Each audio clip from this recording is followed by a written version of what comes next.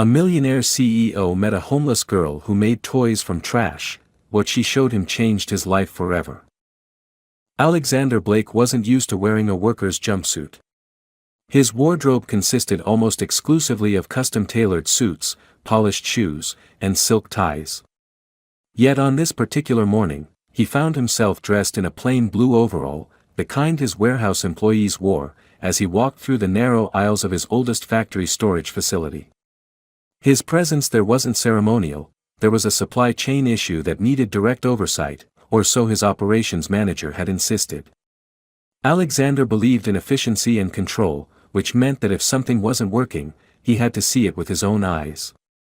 The visit was meant to be quick: inspect the inventory, ask a few sharp questions, get back to the high-rise office where decisions were made.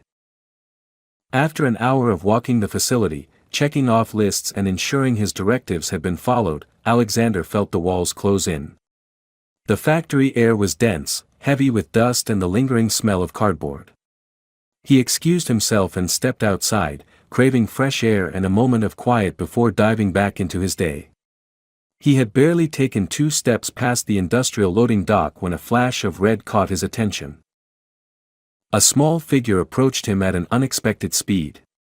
A girl, no older than 6, with messy blonde hair that caught the sunlight like a halo and striking blue eyes that seemed far too clear to belong in such a grimy environment. She wore a red dress, faded and frayed at the edges, as though it had lived through too many days without proper care. She stopped right in front of him, her gaze direct and unafraid, and asked, "Do you have super glue?" Alexander was momentarily taken aback. He was a man used to people addressing him with hesitation, often cloaked in layers of politeness or fear. Yet here was this small child, standing before him in a factory yard, asking for glue as if it were the most natural thing in the world. Curiosity piqued, he patted the pockets of his jumpsuit and, to his own surprise, found a small tube of industrial-grade super glue.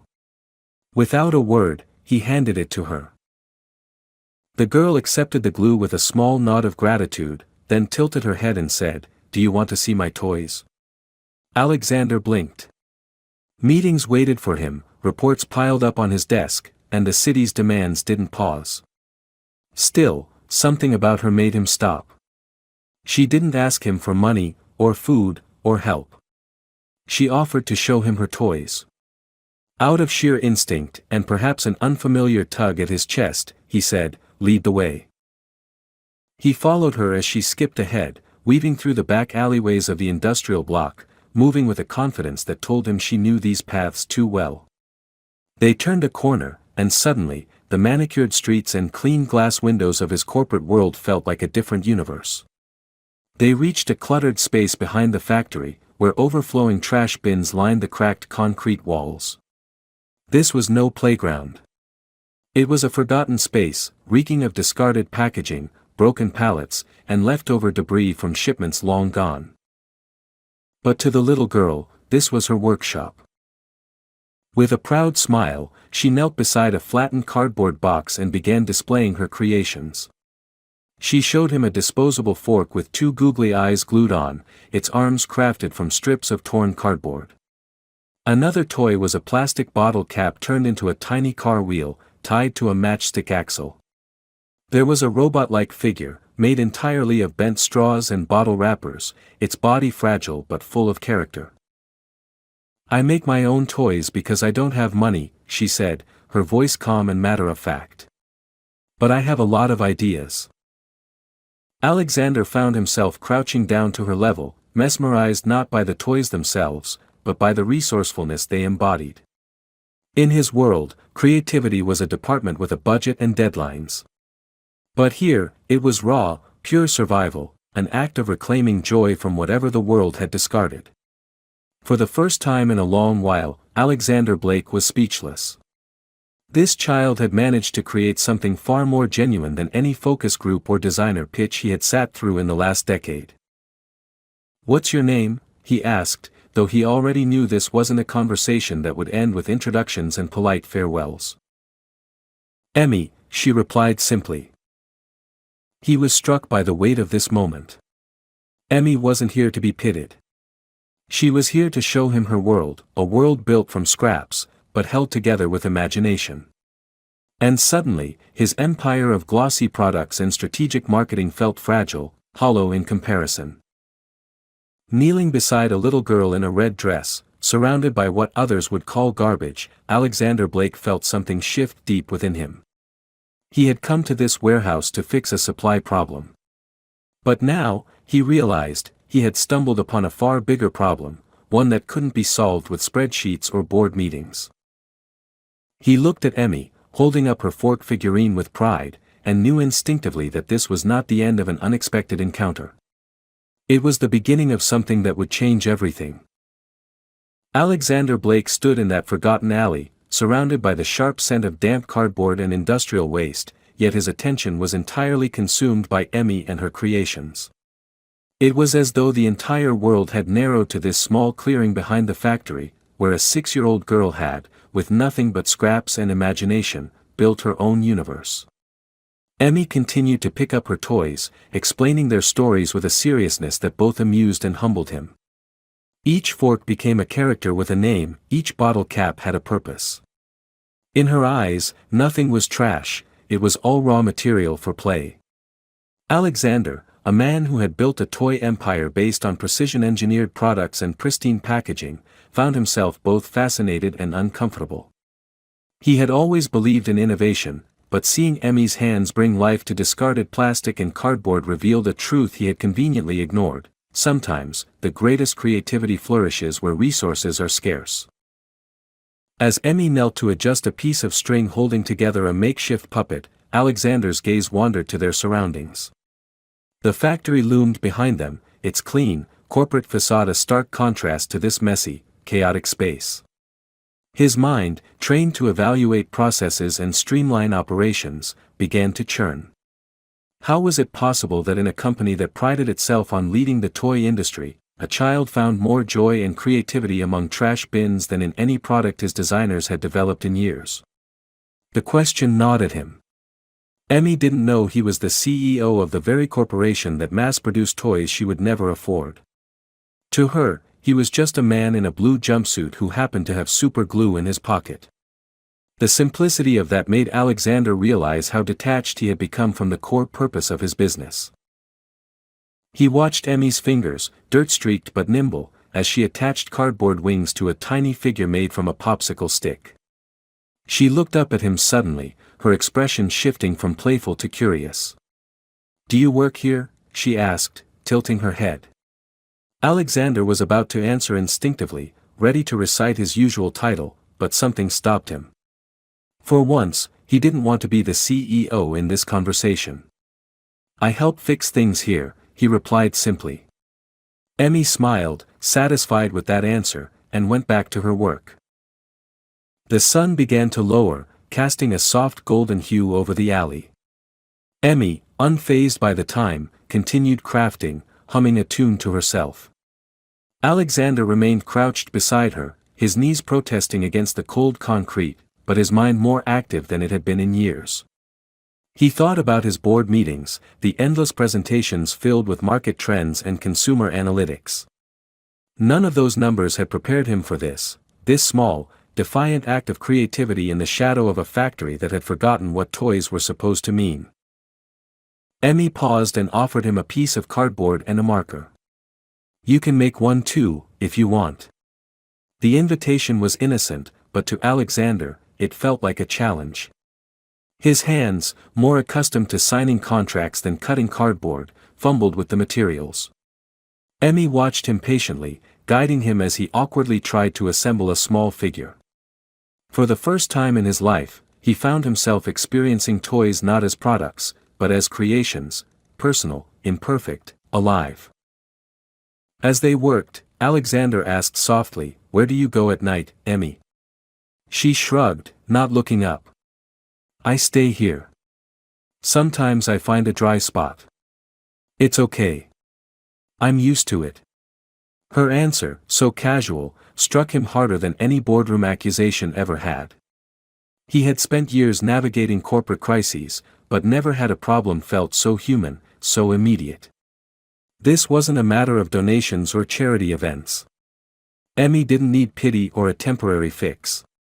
She needed a space where her imagination could thrive safely, without having to scavenge for materials or shelter. Alexander stood up slowly, dusting off his hands. The sun had dipped lower, and the city's distant hum began to rise as people finished their workdays. Emmy packed her creations into a small, tattered backpack, her movements efficient and practiced. Watching her, Alexander felt a surge of responsibility he couldn't shake. He realized that the solution wasn't to offer her a few dollars or donate a toy. It had to be bigger. It had to be real. He crouched back down to her level, meeting her eyes. "Emmy, would you like to come with me?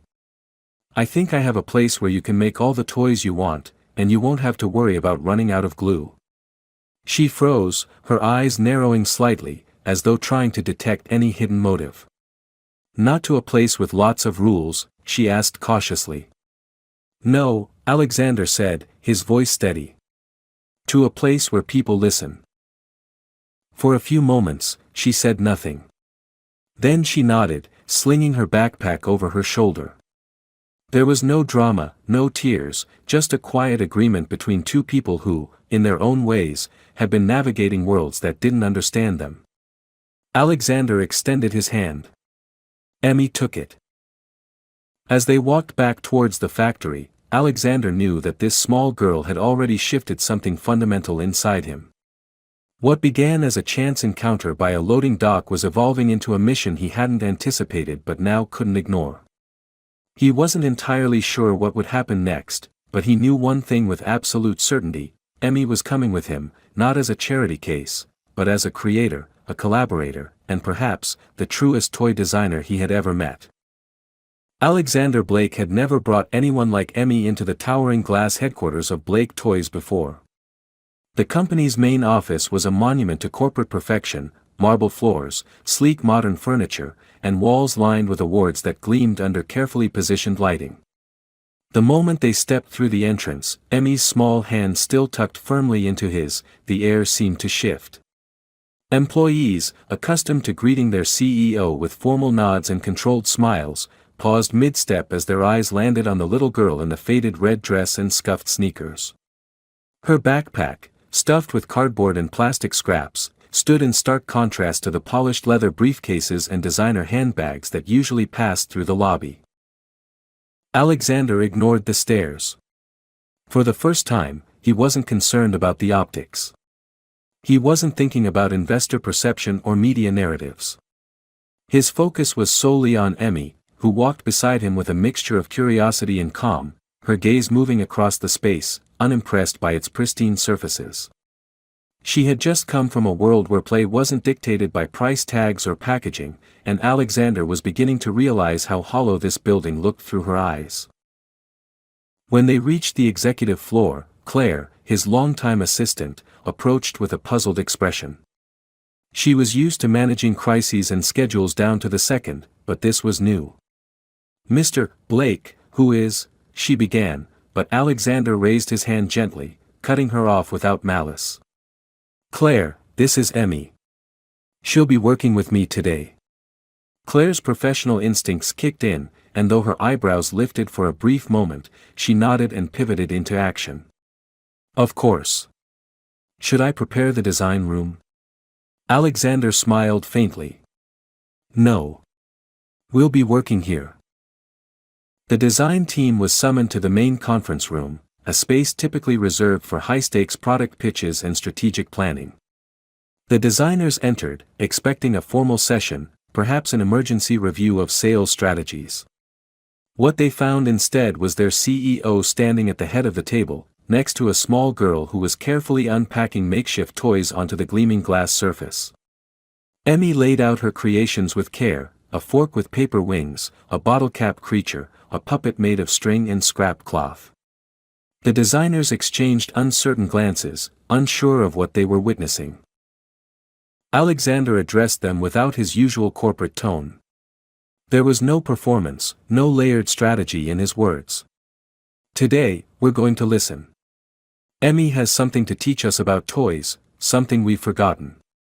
The team, though skeptical, sat down. They had seen their fair share of consultants, analysts, and marketing experts over the years, but none of them had ever arrived with a backpack full of trash.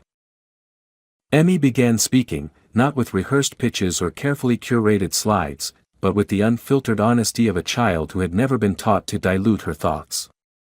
She explained how each toy had a story, how she didn't need them to light up or make sounds, because she could imagine those parts. She described how the act of making the toy was just as important as playing with it, and how every crack and imperfection gave the toy character, gave it life. The room, initially filled with polite patience, grew increasingly attentive. The designers, trained to chase after trends and sleek aesthetics, were being confronted with a perspective they hadn't considered in years. One of the senior designers, an older man named Douglas who had been with the company since its early days, leaned forward, fascinated.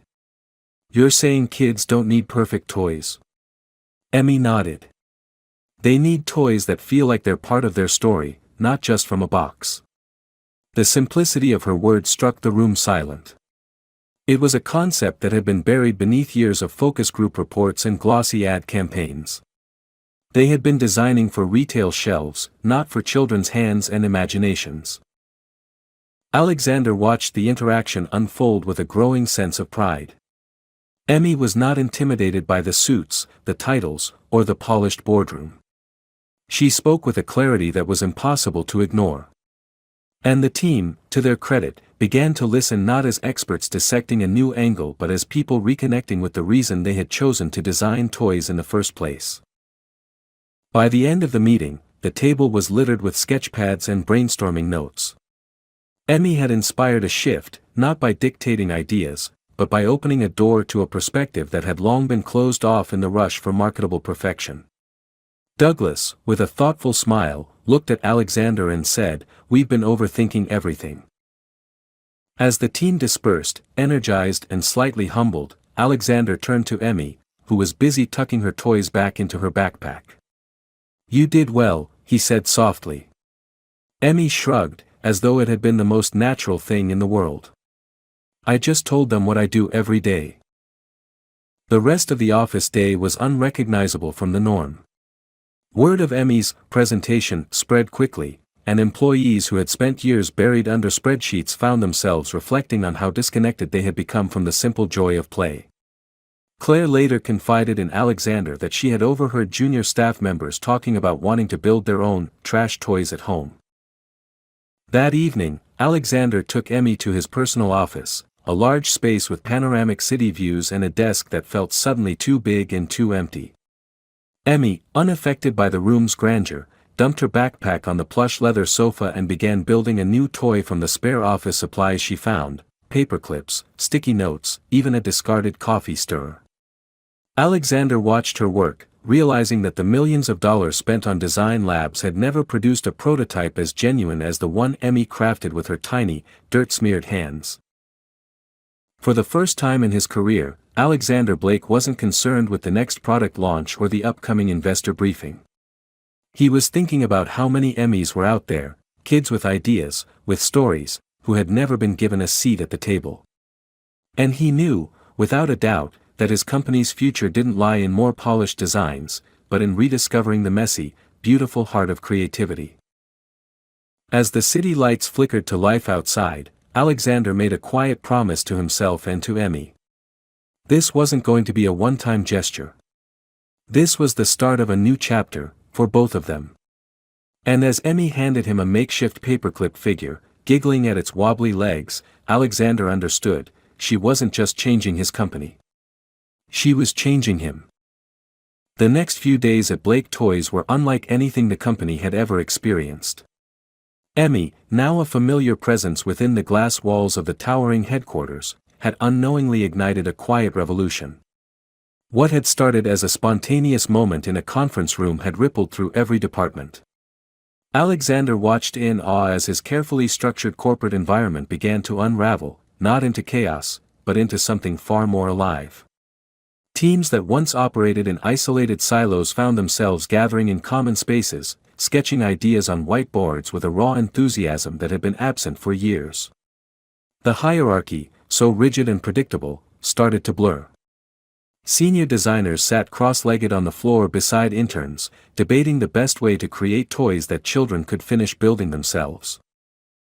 Emmy, unaware of the stir she had caused, continued to wander through the offices as if they were an extension of her playground. She would stop at desks, peek into open meeting rooms, always carrying her small backpack filled with makeshift toys and scraps of new materials she had scavenged from around the building. To her, these suits and polished floors were just a bigger canvas. One afternoon, she found herself in the company's packaging department, a place known for its sterile efficiency. She climbed onto a workstation table and asked why the boxes had so much plastic if children only cared about what was inside. The room, used to operating by template designs, went silent. Her question was so simple, yet no one had ever thought to ask it. That moment sparked a redesign initiative that would eventually save the company millions in packaging costs while introducing eco-friendly alternatives that would later become a marketing triumph. Meanwhile, Alexander found himself caught between two worlds. On one hand, he had to face the escalating concerns of his board of directors and shareholders. Their emails grew more aggressive, their meeting requests more insistent. They wanted reassurances, spreadsheets that proved this child-led creativity experiment wouldn't derail profits. But Alexander had stopped caring about appeasing numbers. The truth was evident in the halls of his own building, where energy and collaboration had returned in a way no quarterly review could measure. On the other hand, there was Emmy. She had become more than an accidental advisor, she was now the pulse of a movement that Alexander himself was still trying to understand. Each evening, as the corporate day slowed, Alexander and Emmy would retreat to his office, where Emmy would spread out her scraps and begin constructing new characters. She would narrate their backstories, explaining why a bent paper straw was a wizard's staff or how a bottle cap was actually a hero's shield. Alexander, who had spent his career analyzing demographics and market shares, found himself captivated by these stories. It wasn't the product she was creating that mattered, it was the act of creation itself. One evening, as the city skyline turned a soft amber, Claire entered Alexander's office carrying a thick folder filled with financial forecasts. "You need to look at these before the investor call tomorrow," she said, but her voice lacked its usual urgency. She glanced at Emmy, who was busy constructing a house from paper clips, and for a moment, the hardened efficiency in her demeanor softened. "She's changing this place," Claire said, more to herself than to Alexander. Alexander took the folder but placed it unopened on his desk. "Claire, when was the last time you saw this company so alive?" She didn't answer immediately. Instead, she watched Emmy, who was now singing quietly to herself, completely absorbed in her creation. "I think this is the first time," Claire admitted. The upcoming investor call loomed over Alexander like a storm. He knew the questions they would ask, the numbers they would demand, the skepticism they would hurl. But for once, he wasn't preparing defensive talking points. He was preparing to tell them a story, not of profits or projections, but of a small girl who had taught an entire corporation to remember why they existed in the first place. The morning of the call, Alexander made an unorthodox decision. Instead of presenting alone from his office, he set up the call in the company's main design room. Emmy sat beside him at the table, her backpack spilling over with her familiar collection of trash toys. As the video screens flickered to life, rows of suited investors appeared, their expressions a mix of curiosity and thinly veiled irritation. They were expecting charts, bar graphs, and bulletproof strategies. What they got was Emmy holding up a toy made from a bottle cap and a shoelace, explaining how it was more fun to build than to buy. Alexander didn't interrupt her. He let the silence settle after she finished.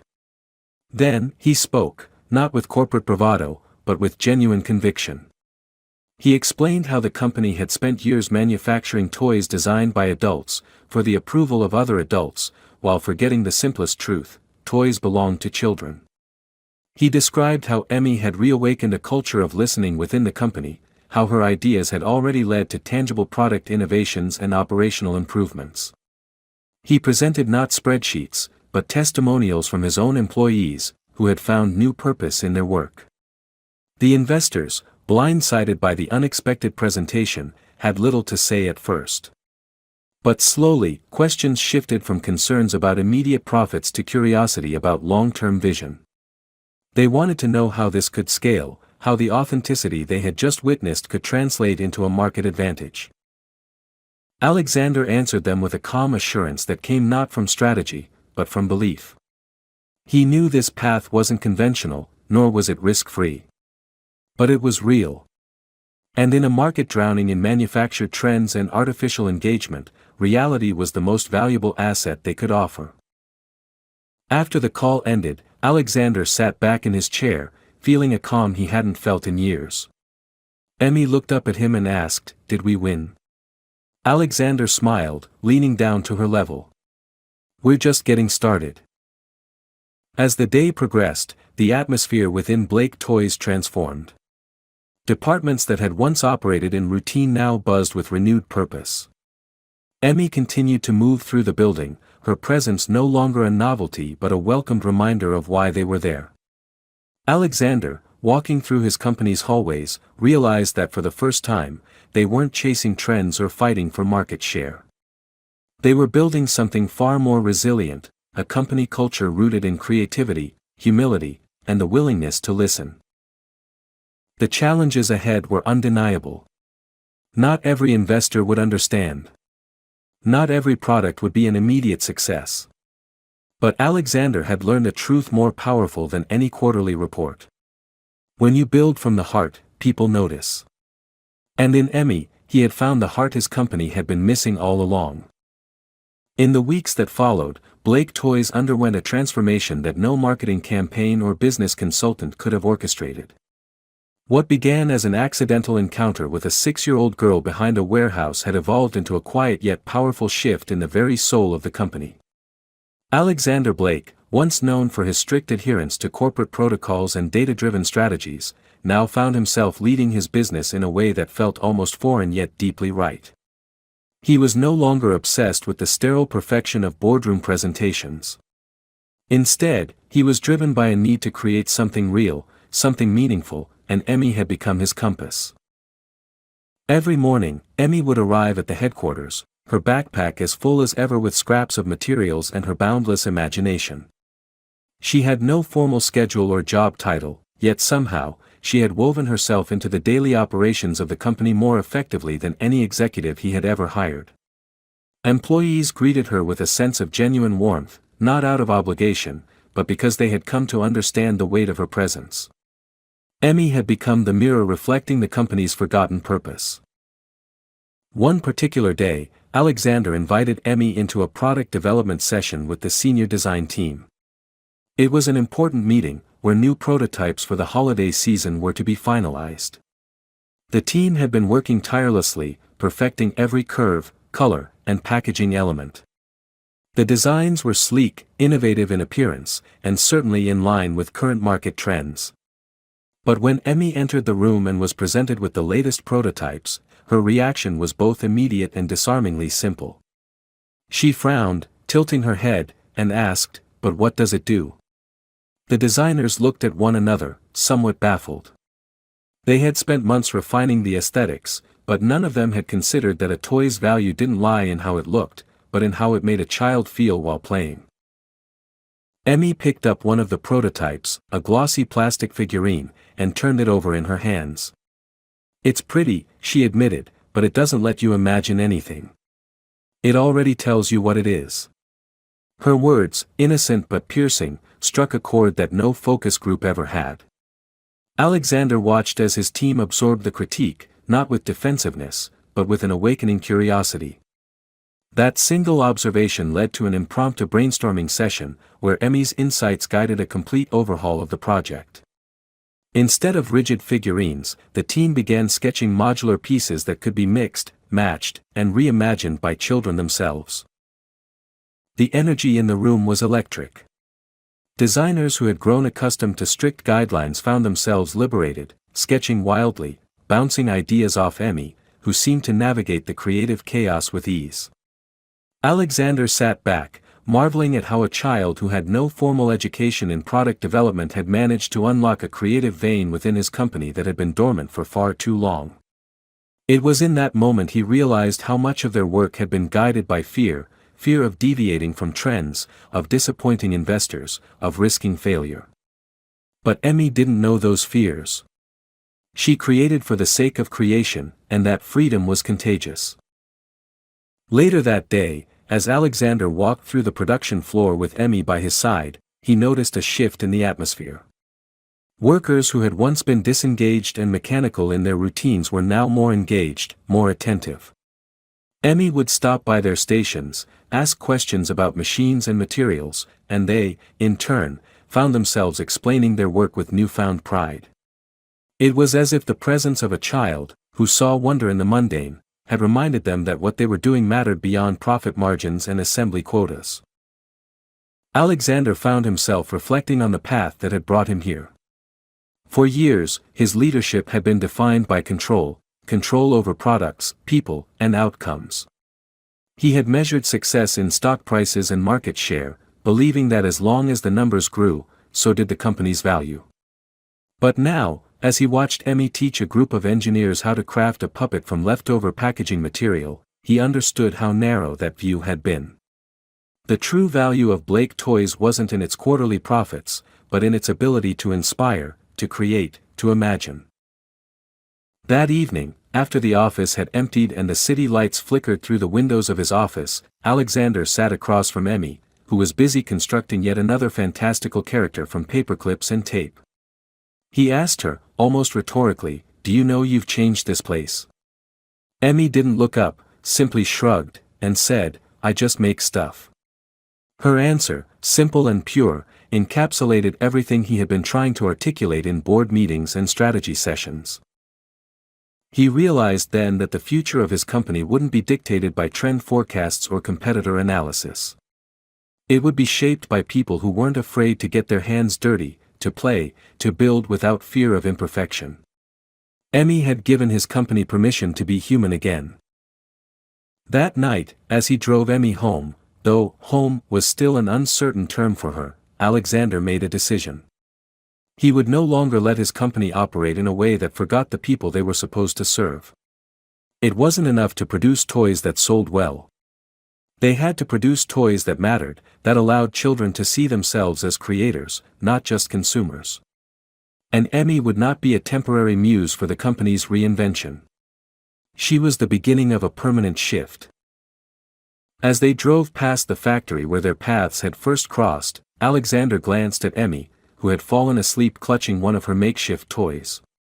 He felt a wave of gratitude, not just for the impact she had on the company, but for the way she had quietly dismantled the walls he had built around his own life. She had reminded him that leadership wasn't about control, it was about connection. It was about listening, about seeing value where others saw waste, about understanding that true innovation often comes from the places you least expect. The road ahead would be filled with challenges. Investors would need convincing. The board would resist change. But Alexander no longer feared their doubts. He had found something more powerful than approval, purpose. And with Emmy by his side, he was ready to build a company that was no longer driven by what the market expected, but by what children truly deserved. The transformation of Blake Toys was no longer a quiet ripple within the company walls, it was now beginning to surface in the public eye.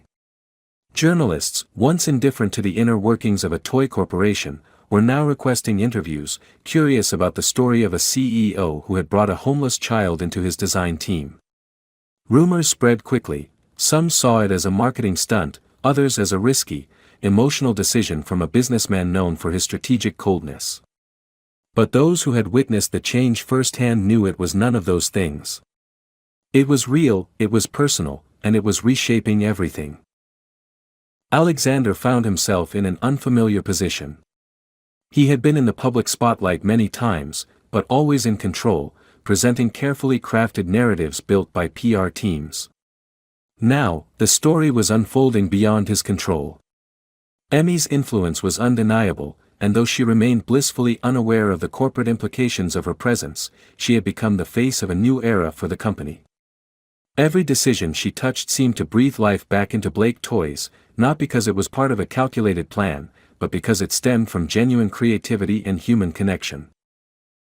One afternoon, as Alexander prepared for an interview with a major news outlet, he noticed Emmy sitting by the large glass windows in his office, intently working on yet another small toy made from a broken pen and a few buttons she had found in a forgotten drawer.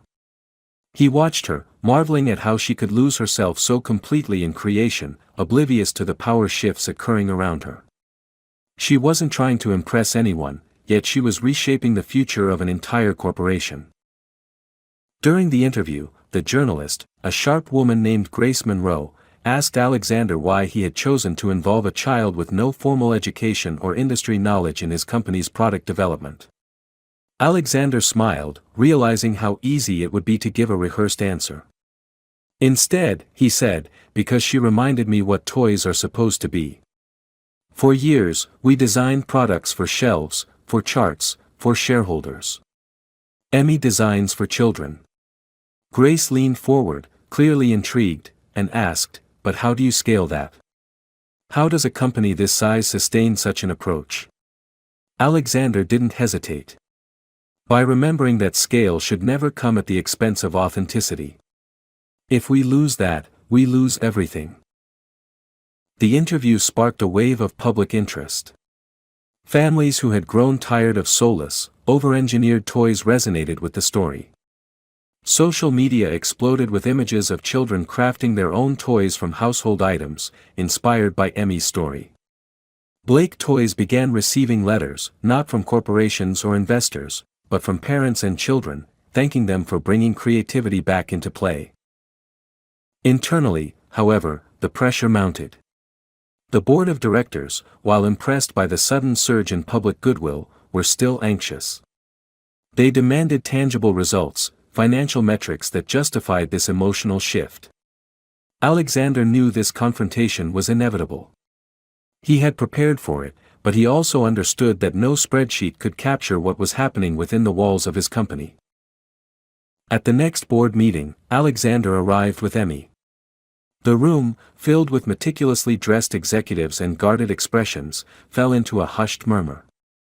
Emmy, unfazed, walked to the head of the table and unpacked her toys onto the polished mahogany surface.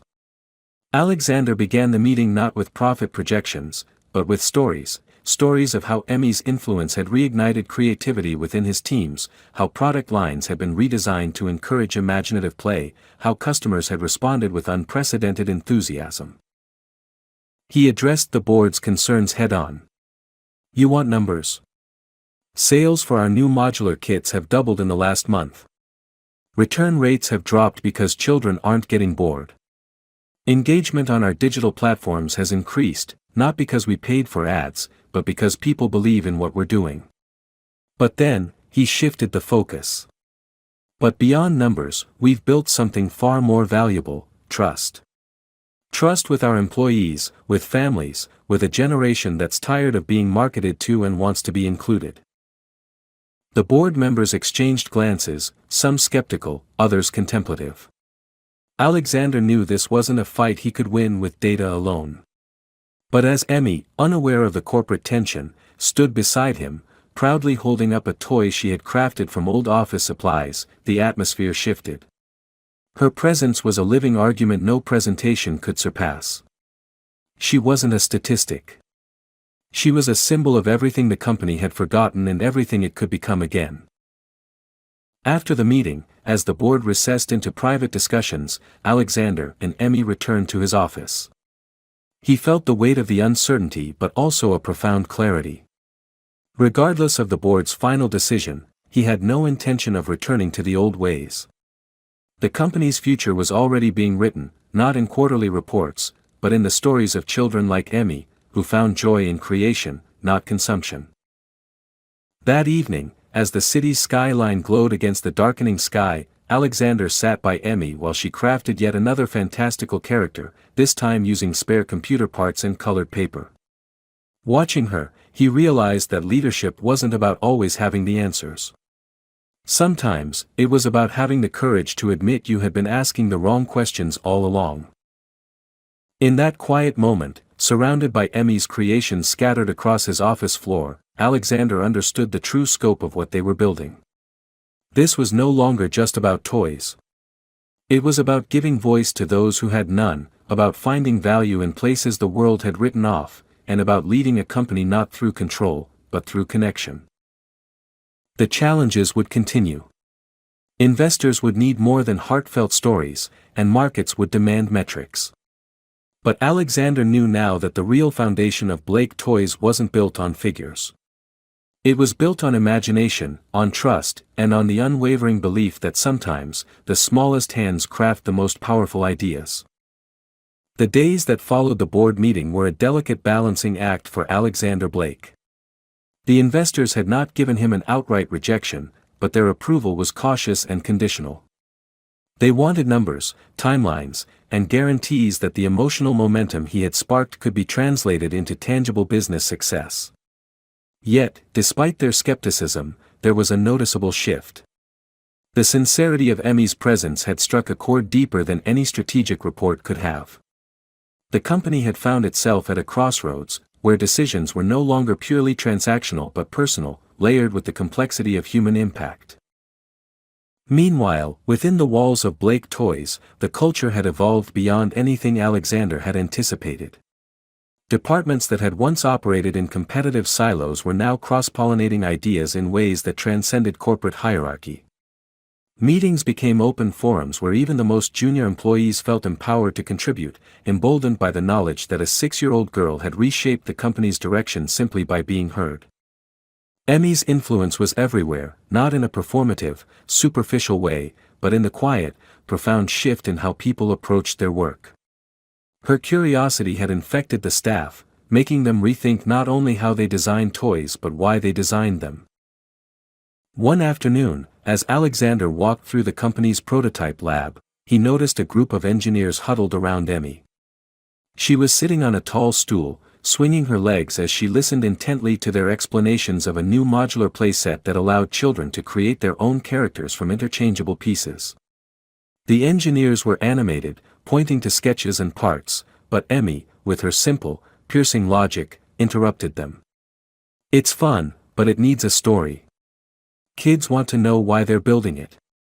What's the adventure?" The room went silent as her words settled in. It was a moment of clarity. For years, they had designed toys to be impressive on shelves, to appeal to parents' wallets. They had forgotten that children don't buy toys for features, they buy them for the stories they imagine with them. Alexander stood back, watching this exchange with a mixture of pride and humility. Emmy didn't understand the language of profit margins or consumer trends, yet she was teaching his team lessons no MBA program could provide. Her understanding of play was pure, uncorrupted by market strategies, and it was precisely what the company needed to reclaim its soul. Despite the internal success, the external pressure remained relentless. Media outlets continued to follow the story, some praising Alexander's innovative leadership, others criticizing it as reckless and emotionally driven. Shareholders sent him emails filled with veiled ultimatums, demanding concrete results. The pressure was mounting, but Alexander had already decided that he would not revert to old strategies to appease short-term fears. He had seen what authenticity could build, and he was determined to protect it.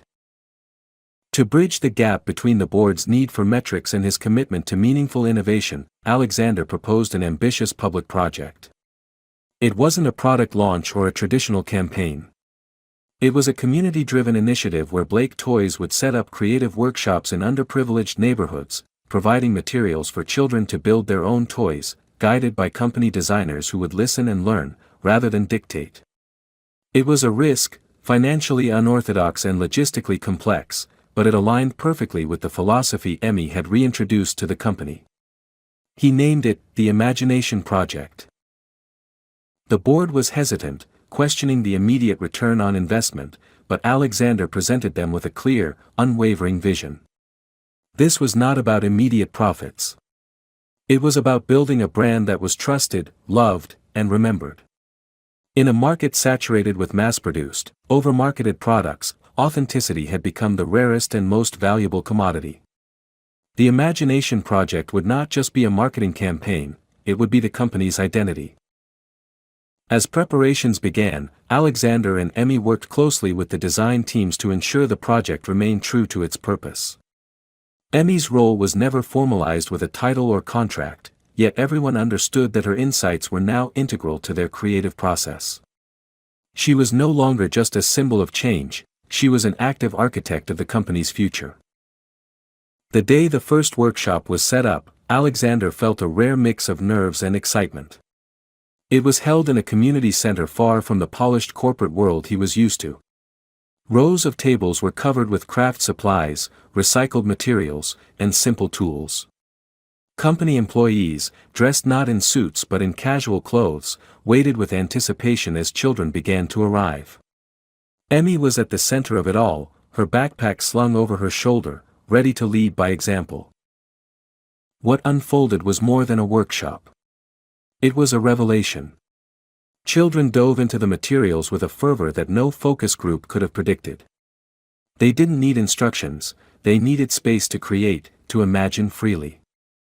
The designers, who had once labored over market-driven aesthetics, now sat beside these children, learning from their spontaneous brilliance.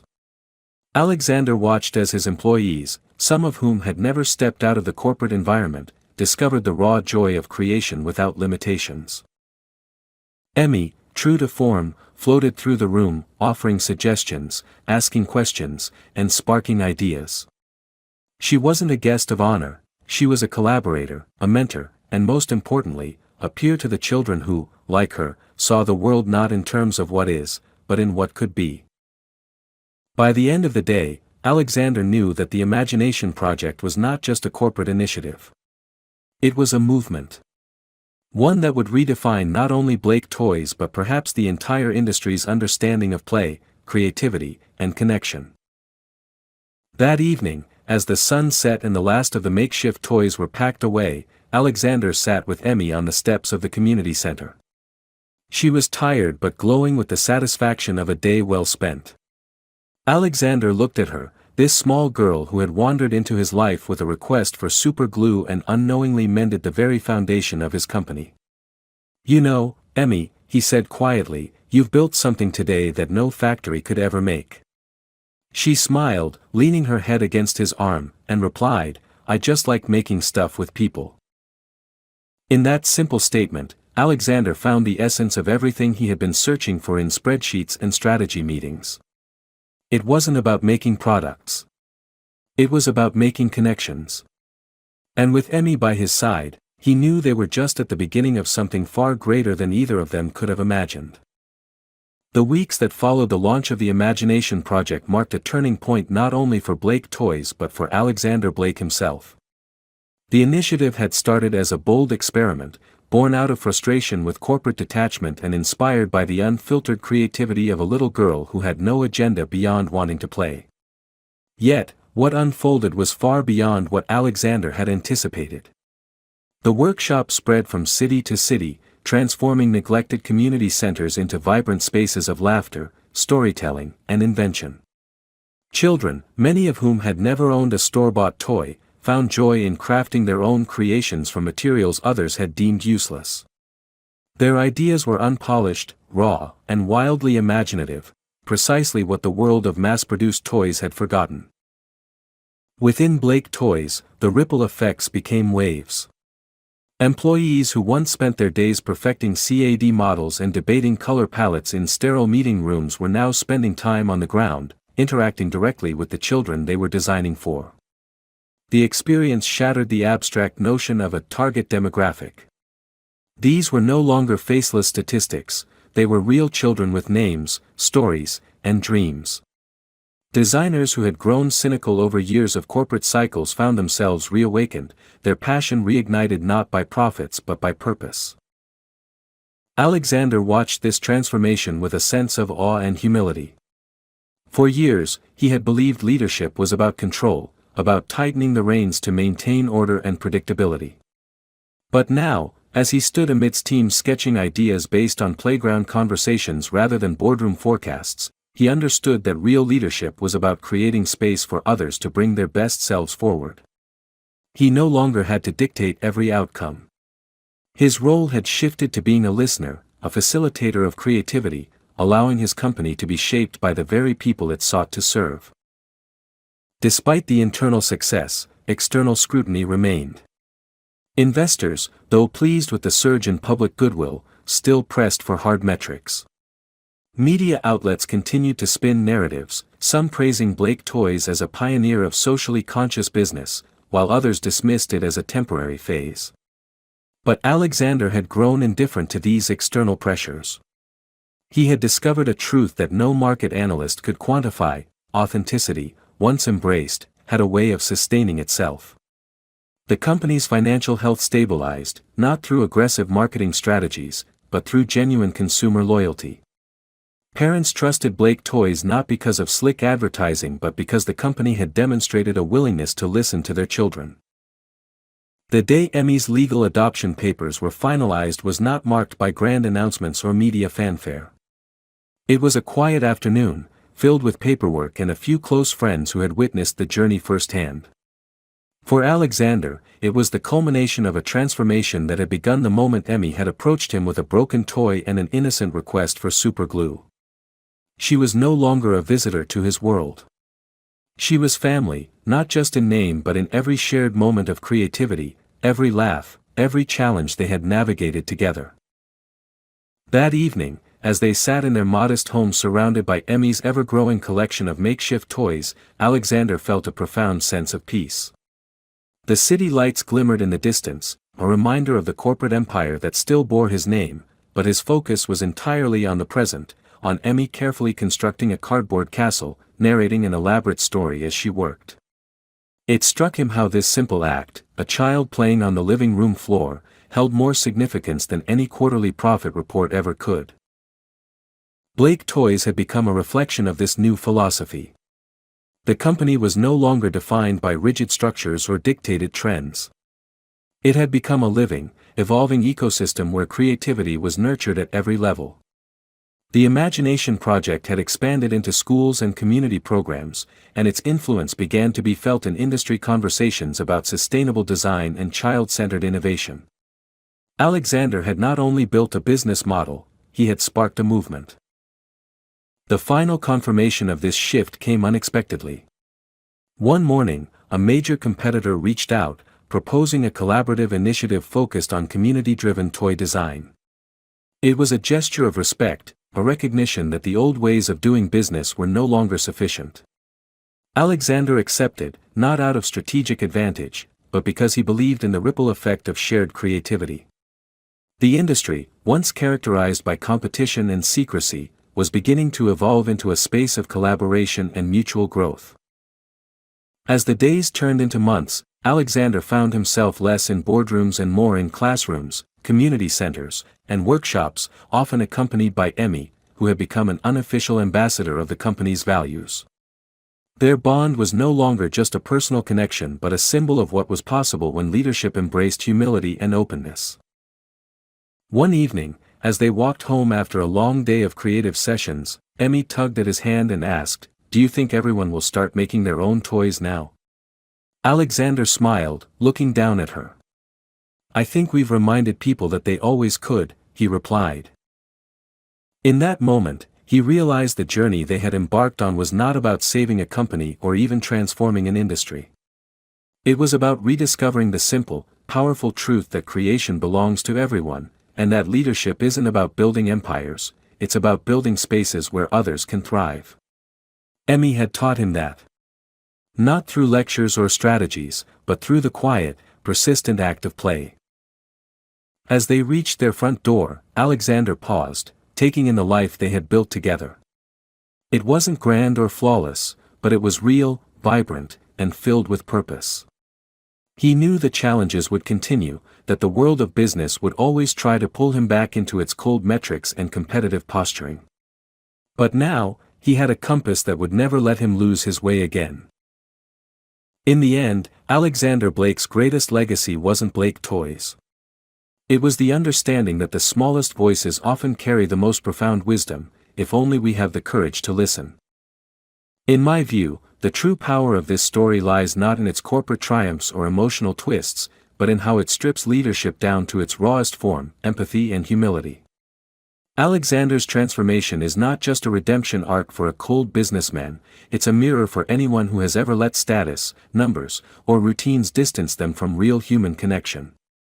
Emmy's character represents a kind of truth that business, and society at large, often overlooks.